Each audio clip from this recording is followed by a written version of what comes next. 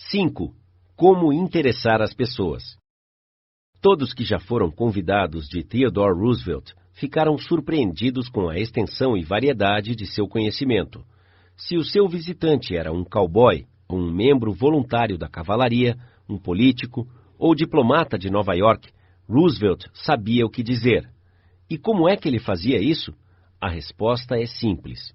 Quando Roosevelt ia receber um visitante, ele passava horas na noite anterior lendo sobre o assunto de interesse específico daquele visitante. Isso porque Roosevelt sabia, como todos os líderes sabem, que o caminho real ao coração de uma pessoa é falar sobre as coisas que ela considera mais importantes. Isto é, o seu tesouro. O genial William Lyon Phelps, ensaísta e professor de literatura da Universidade Yale, aprendeu esta lição quando era ainda um menino.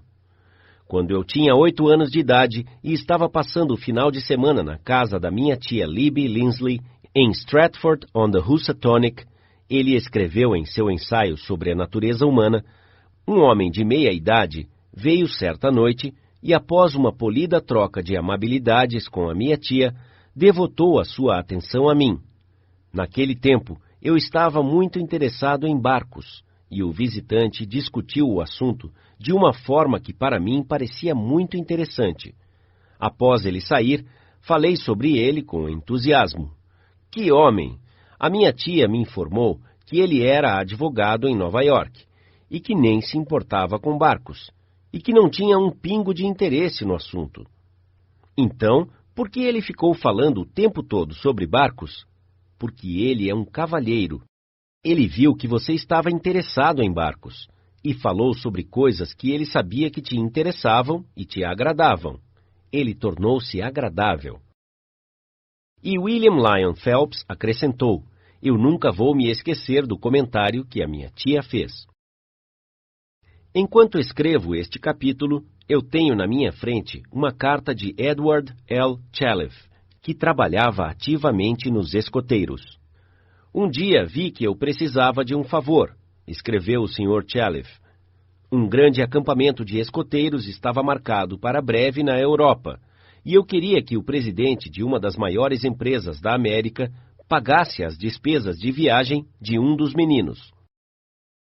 Felizmente, um pouco antes de visitar este homem, eu ouvi dizer que ele havia emitido um cheque de $1 milhão e depois que o cheque foi cancelado, ele havia feito uma moldura para o cheque.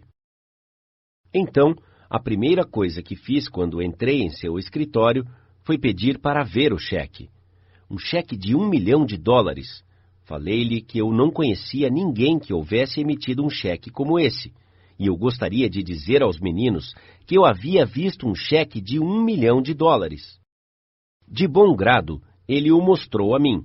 Eu o admirei e pedi para ele contar-me o que tinha acontecido para que o cheque fosse emitido. Você percebeu que o Sr. Chalef não começou falando sobre os escoteiros, ou do acampamento na Europa, ou sobre o que ele queria, não é? Ele falou em termos do que interessava ao outro homem. Aqui está o resultado. O homem que eu estava visitando disse: "Ah, sim, sobre o que o senhor queria me ver?" Então, eu contei-lhe. Para minha grande surpresa, o Sr. Chalef prossegue, ele não apenas concordou imediatamente com o que eu havia pedido, mas muito mais. Eu havia pedido para ele enviar apenas um menino à Europa, mas ele enviou 5 meninos e eu. Ele me entregou uma carta de crédito de $1.000 e pediu para que ficássemos na Europa por 7 semanas. Também nos entregou cartas de recomendação aos presidentes das filiais, colocando-os à nossa disposição, e ele mesmo foi nos encontrar em Paris para nos mostrar a cidade.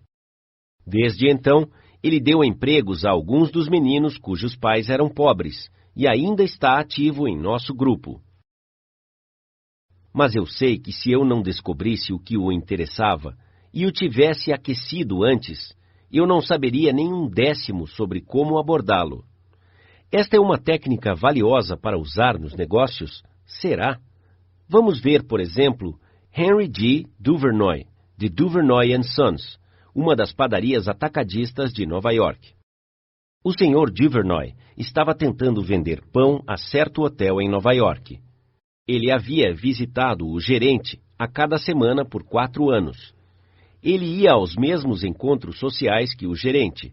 Ele até ocupou quartos do hotel e morou lá para conseguir alguns pedidos.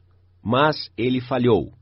Então, disse o Sr. Duvernoy, depois de estudar relações humanas, resolvi mudar as minhas táticas. Decidi descobrir o interesse deste homem, aquilo que o entusiasmava. Descobri que ele pertencia a uma sociedade de executivos hoteleiros chamado de Hotel Greeters of America. Ele não apenas era membro, mas o seu entusiasmo contagiante o havia tornado presidente daquela organização e presidente do International Greeters. Não importa onde era o local das convenções, ele estava lá. Então, quando eu o vi no dia seguinte, comecei a falar-lhe sobre o Greeters. Que recepção eu tive! Que resposta! Ele me falou durante meia hora sobre os Greeters e os seus tons vibravam de entusiasmo. Pude ver claramente que esta sociedade não era apenas o seu hobby, era a paixão da sua vida. Antes de deixar o seu escritório, ele havia me vendido um título de sócio para a sua organização. Enquanto isso, eu não havia dito nada sobre pão.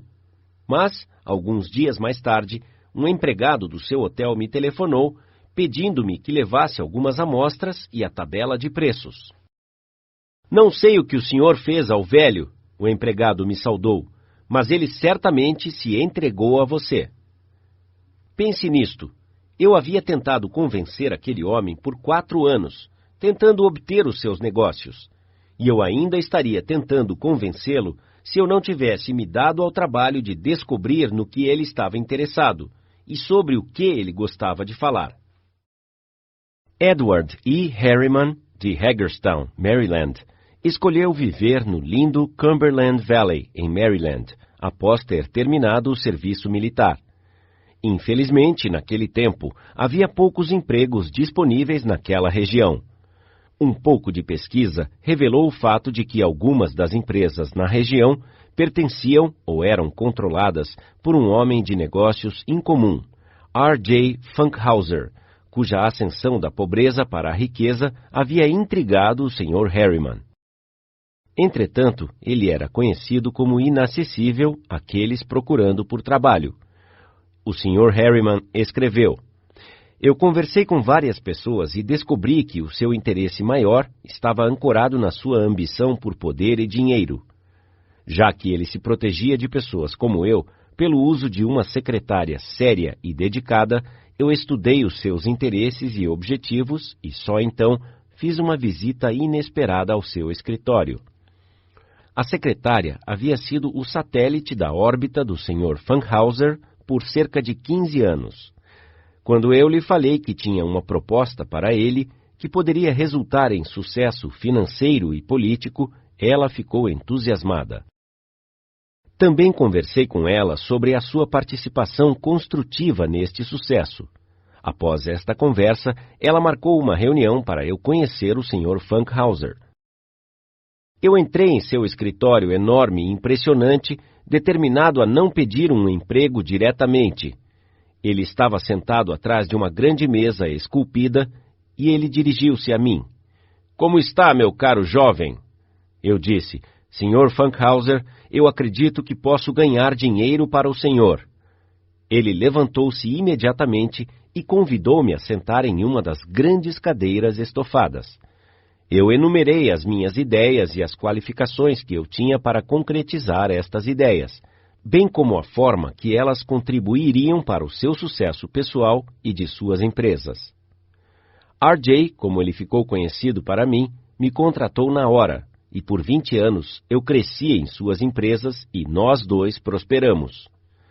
Falando em termos dos interesses das outras pessoas, é vantajoso para os dois lados.